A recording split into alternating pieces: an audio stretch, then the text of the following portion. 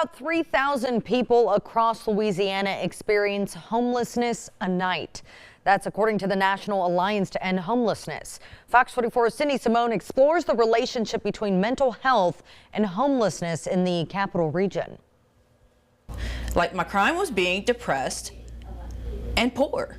Homelessness is an issue that impacts every community, but how one becomes homeless can vary. I would say that probably one of the biggest misconceptions is that anybody who's homeless is lazy, they're on drugs, or they want to be homeless. For Angela Pareda, a Baton Rouge native and now Denham Springs resident, her struggles with mental health resulted in her once being homeless. It's like a delusion, it's like a delusion that had come over me, and it was like the only life that I knew. I didn't know that life could be any different, that life could be any better. In the early 2000s, Dr. Brian Sleeth, executive director for the Christian Outreach Center in Baton Rouge, went to Metro Detroit to start a church. Unfortunately, that church was forced to close during the 2008 recession. A lot of things got burned into my DNA in terms of the importance of timely help and the right kind of help. After going to stay with his sister-in-law in Denham Springs, the ordained pastor says personal hardships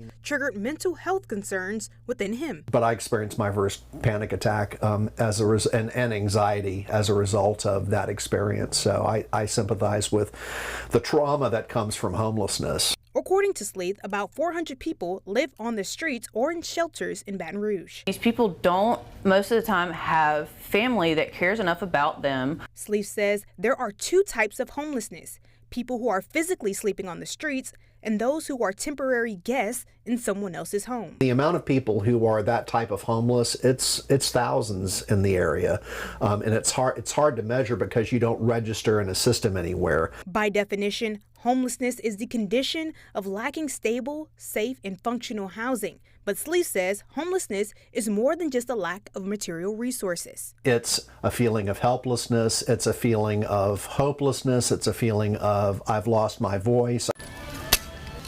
Thrift stores like the Purple Cow provide funding to the Christian Outreach Center's programs that provide resources to those in need. Our essential services would be food bags, hygiene kits, IDs, bus passes, and our weekly grocery distribution program to 140 households. Starting in October, the Christian Outreach Center will launch a 7-week course to give people job readiness training. It was a very powerful experience that God used to inform the work that I do now.